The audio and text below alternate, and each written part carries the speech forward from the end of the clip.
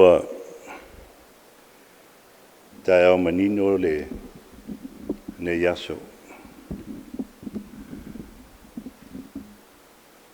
I le alofa maleanga lei o lo tātou li whaola. Ua ta oto fo i saunoanga au whetalainga i le nei tae au. Ia wale mamalu tau e o Samoa ma Amerika Samoa. Au le paia fo i o le nei au fia i le Fonotaga whaauau o Atoa o Samoa. E le langona o le ale toea sa tūlanga o tau sā ma o tau whaingata. O leo o whetalai to'o. Le nei aso ma le tātou amatanga. Whalongongo fo'i mana vaola le sunga le whawhengainga. Tai ala tai muai lo tātou whamoemoe. E tauia na o tulai breava ma le whaaloalo. Whai masui o le Afioga atu le Malo Amerika Samoa. Au le atunu tāpuai. Whawhelo e toi le mamalu o le nei tae au whatalofa. I lau Afioga le Palemia le Malo tutotasi o Samoa. Lau Afioga le sao whapito. Le mamalu fo i o le sao whainga. Palemia ma le faigamalo. Afioga i minista. Au whaululunga fo i o le Malo Samoa. Taitaia fo i o matanga luenga ese. I le nei aso. Na fo lo su sopo mai kansula o Samoa lo matou fatasi nei Tutuila Manu'a. Matou te fatalofa. Afioga fo i le nei tu o le vai. Le fiola na Afioga le Kovana Lutena. Malo le kapineta. Afioga i taitaia fono. Le Afioga prestene. Le mamalu o le mauta sentoa. Fiola na Afioga le fonfetalai. Le mamalu o le mauta o sui filifili o le atunu. Fio foi lana Afioga i le whamsinsili tāpua i mai. Ai mai se le mauta o whamsinonga. Le Afioga le whaipule le laumua tāpua i mai. Malo le ofisa. Fio lana Afioga le maputasi. Kovana o whalima. Ia me se foi le Atoa Tutuila ma Manu'a ma lona faigamalo tulou. O le tae au sa tātou amata o lona fono longa tolu le nei. Tātou whaauau, tāpenanga, fuafuanga, ia o se whātou whālainga foi. I lana Afioga le tamaitai Palemia ma lo nofo atu. Le mamalu le au isfono i Malo e lua. Ia o lea lava e whaauau. O tauatata mai le taililei. Taua e fo I le la I le tātou tāpenanga ma tātou fuafuanga. Ai pei lava o le anganga I longa amatanga. Ma se manui a mo Samoa ngā lua.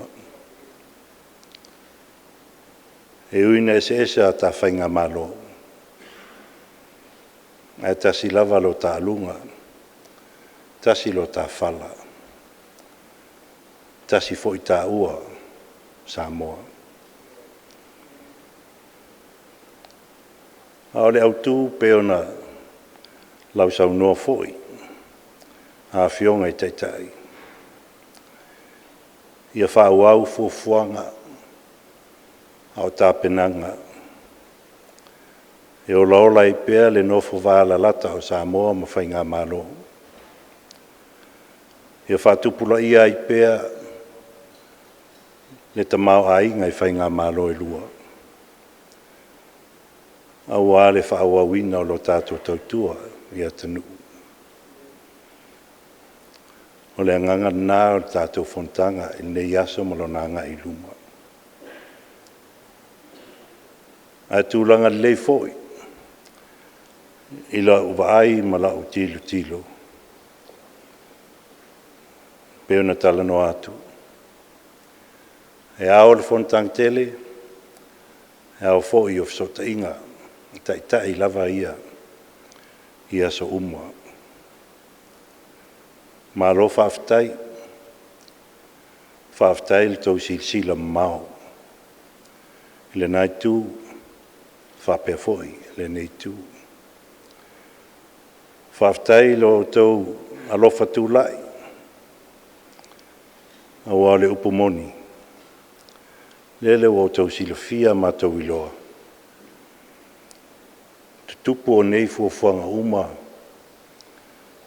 Ma le tamuwhainga I Malo e lua. Lena tau a whai nei tātou temi o le koviti. Sa le tango lima, I nā o I nei. Sa whainga tā le fsosoani mai fafo, le nai tū e whapena fo I nei. Ai pētai, tangi lava Samoa I o tau ao mau mātou lima. Fsosoani atu, fsosoani mai. Tu atu, tu mai. O le anganga fo I le nā. I le tulai. Ia meise le Malo, tamaia, tina. Peona tātou iai le nei aso. O le anganga. Ma le whamoe o Amerika Samoa. Ia whaawau pēr. Na tātou maaftanga so o wālata. Ia a wafu fuanga faigamalo I le tautuaina o le atunu Samoa Atoa. Alofangia le atua le nei aso. Whamoemoenga o taitai. Whamoemoenga o faigamalo I le fio atu. Na Afioga tamaitai Palemia. Ia e mese fo I le nei tū Amerika Samoa. Manu'a le Fonotaga. Manu'a le anga I luma. Whaaftai le avnoa.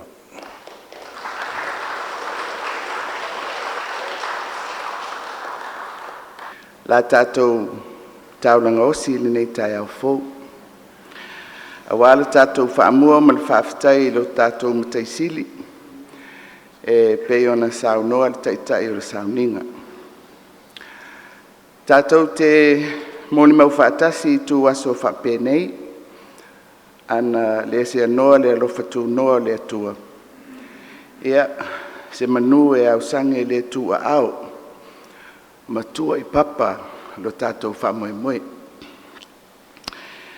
Peitai o nei tai au o lea ua tu wanga I whingota ai pese fia le liva. Ua tau mai no ulelei lo tātou whamoemoe.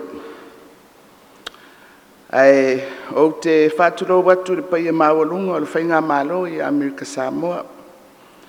I le afio o lau afionga I le Kovana. Ma le Kovana lutena. Whapea le Malo o lau kapeneta ma whaululunga o mtanga aruena. O paia wale afia o le pulenga whatonu, le whaamasinosili ma le ofisa o whaamasinonga. Ia alua Afioga I le Palestine, ma le fonga fitalai ma sui ma Malo o mauta e lua, o le fono faitula fono a Amerika Samoa.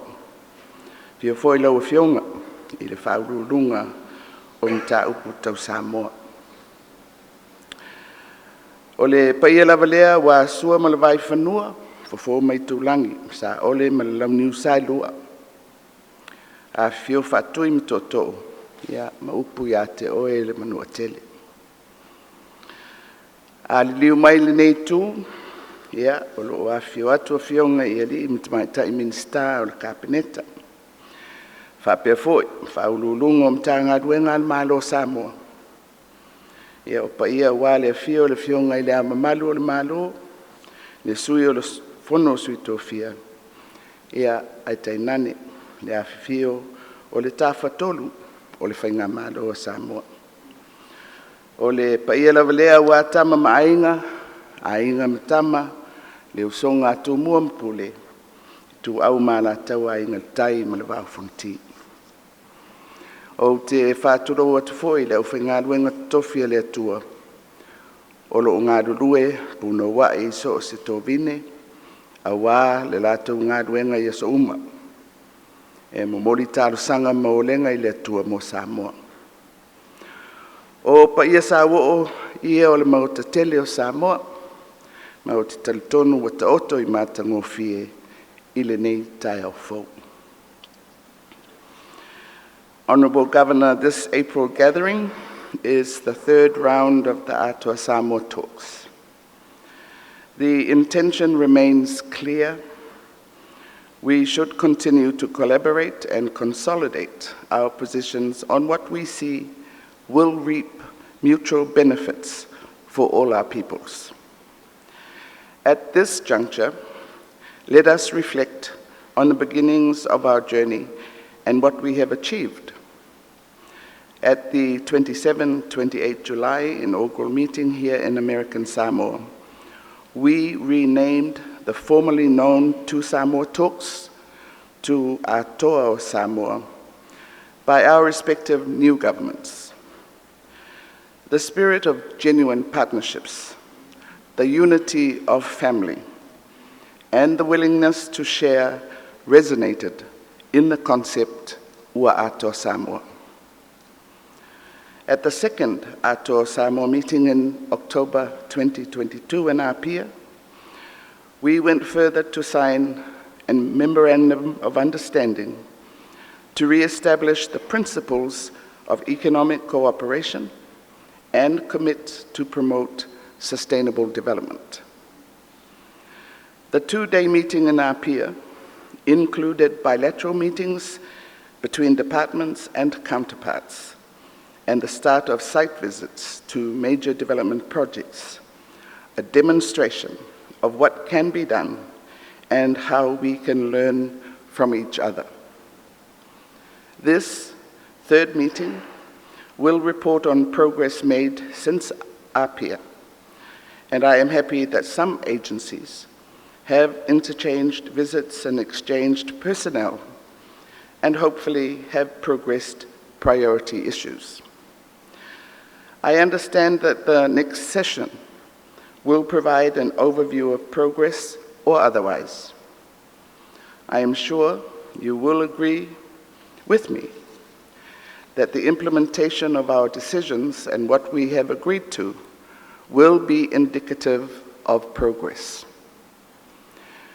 We are living in difficult times, fraught with challenges that have impacted our way of life, well-being, and security. Our situation as small island states is made worse by our vulnerabilities. The Russia-Ukraine war continues to preoccupy the major powers. The world's attention continues to shift away from small island states like our two countries that are also sinking under the weight of rising fuel and food prices as a result of such aggression. Our geographical isolation no longer protects us from the impacts of climate change and future pandemics. But we should never stop advocating for the world to be held responsible for promises not kept, thus thwarting our rights to peace, security, and prosperity. Samoa's hosting of the Commonwealth Heads of Government meeting next year, the signing of the Samoa Agreement with the leaders of the European Union and the African, Caribbean, Pacific Group, as well as chairing the Alliance of Small Island States within the United Nations over the next 2 years, reflect our commitment to stand up and to be counted. The Atoa Samoa framework can be a unique partnership model for the benefit of our peoples and our extensive diasporas globally. We must ensure that it works well and have sustained benefits for all. If changes are deemed necessary, let's not turn away from them. Ia, lau Afioga I le Kovana, malanai tu o le tātou ainga. Ia, lofa mai le atua I le tātou whailoainga lona tolu le nei. Ia, lau tua pēr faigamalo e lua I le lofa ma le fitausia. Ma ia tu mau pēr le tātou whaialofani. Ia, manuia tele tau au fianga lona tolu o le Atoa Samoa. Soifua mai Manu'a.